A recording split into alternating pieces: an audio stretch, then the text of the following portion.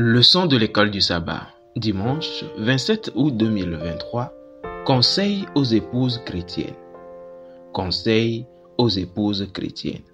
Paul commence par un passage charnière, Ephésiens 5, le verset 21, reliant Ephésiens 5, le verset 1 à 20 et Ephésiens 5, le verset 22 à 33, dans lequel il préconise que les membres de l'Église se soumettent les uns aux autres, comparé à Marc chapitre 10, le verset 42 à 45, Romains chapitre 12, le verset 10, Philippiens 2, le verset 3 et 4.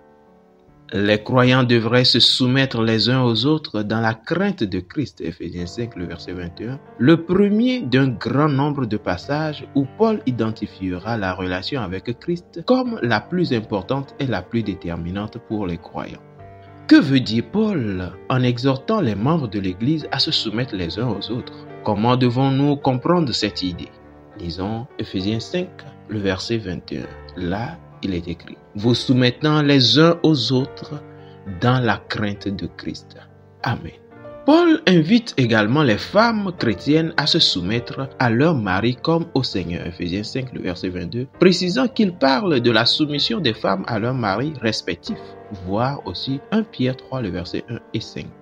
Quand Paul dit que les femmes doivent se soumettre à leur mari comme au Seigneur, veut-il dire que la femme devrait se soumettre à son mari comme si ce dernier était Christ? Ou au contraire, que Christ est le centre le plus pur et le plus élevé de sa soumission? Compte tenu d'Éphésiens 6, le verset 7, où les esclaves sont invités à servir comme servant le Seigneur et non des hommes, et Colossiens 3, le verset 18, où les femmes sont invitées à se soumettre à leur mari comme il convient dans le Seigneur, le dernier point de vue est à privilégier. Les femmes sont aussi des croyantes qui doivent en fin de compte honorer Christ plus que toute autre chose. Dans Colossiens et Éphésiens, Christ et seulement Christ est identifié comme le chef de l'Église qui est son corps. Éphésiens 1, le verset 22. Ephésiens 5, le verset 23, Colossiens 1, le verset 18. Christ est le chef de l'Église qui est son corps et dont il est le sauveur. Ephésiens 5, le verset 23. Par analogie, le mari est le chef de la femme. Ephésiens 5, le verset 23. La fidélité de l'Église à Christ servant de modèle pour la loyauté de la femme envers son mari. Le passage suppose un mariage plein d'amour et d'attention et non un mariage dysfonctionnel. Ce verset ne doit pas être interprété pour soutenir la violence domestique sous aucune forme. À la lumière de ce que nous venons de lire, pourquoi le conseil suivant est-il si important?